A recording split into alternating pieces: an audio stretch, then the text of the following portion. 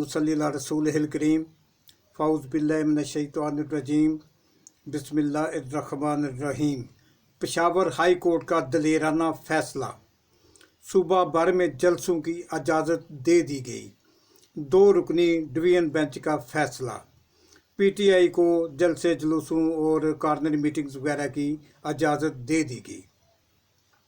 तफसीलात कुछ इस तरह से हैं कि 26 अक्टूबर को पेशावर हाई कोर्ट से पीटीआई को एक बड़ा रिलीफ मिला है और division bench Peshawar high court ने पीटीआई को पूरे सूबा खैबर पख्तूनख्वा में जलसे जुलूस, पार्टी मीटिंग्स, कॉर्नर मीटिंग वगैरह की इजाज़त दे दी है और कहा कि इसके लिए डिप्टी कमिश्नर साहब से इजाज़त लेना होगी। हाँ, अगर डिप्टी कमिश्नर साहब से इजाज़त लेने में कोई मुश्किल पेश आए तो अदालत से रजू किया जा सकता है और इसके अलावा अगर सियासी जलसों के सिलसिले में भी कोई और भी रुकावट हो तो भी अदालत से रजू किया जा सकता है।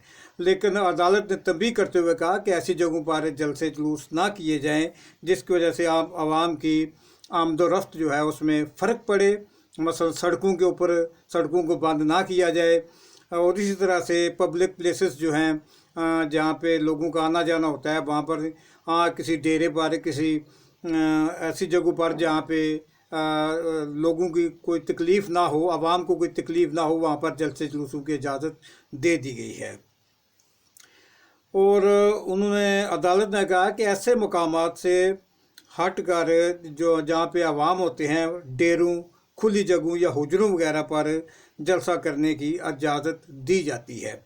एडवोकेट जनरल खैबर पख्तूनख्वा की तरफ से कहा गया है कि पीटीआई के कई लोग इश्तिहारी हैं और इश्तिहारियों के हुजरों यानी डेरों पर जब जलसे किए जाएंगे तो फिर निज़ाम मफलूज हो जाएगा और निज़ाम तो फिर जाम हो जाएगा, इससे जुराइम को बढ़ोतरी मिलेगी।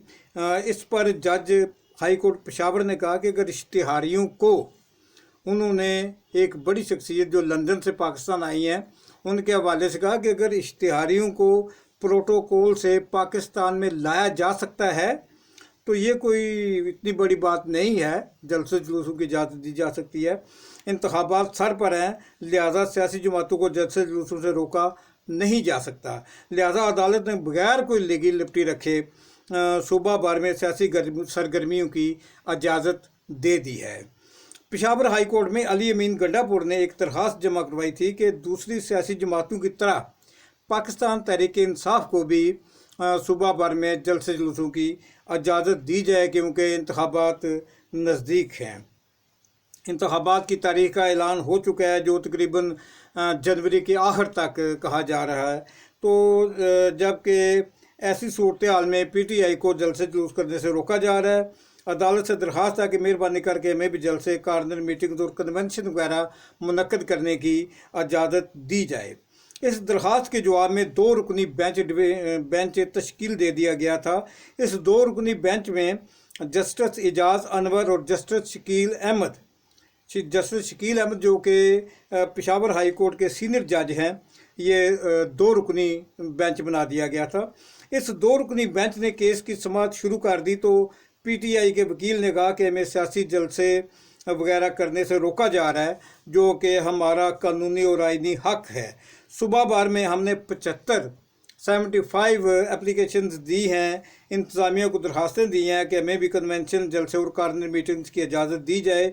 जस्टिस शकील अहमद के इफ्तिसार पर पूछने पर वकील पीटीआई ने बताया कि ऐलान कर दिया गया है कि जनवरी 2024 ईस्वी में जनवरी के आखिर पर आम इलेक्शन मुनक्कद हो रहे हैं, लिहाजा ऐसे हालात में सियासी जमातों को जलसे जुलूसों से रोकना किसी तरह भी मुनासिब नहीं। लिहाजा दूसरी सियासी जमातों को जिस तरह इजाज़त दी गई है इस तरह पीटीआई को भी इजाज़त दी जाए कि वो भी अपनी सियासी सरगर्मियाँ जारी रख सकते हैं।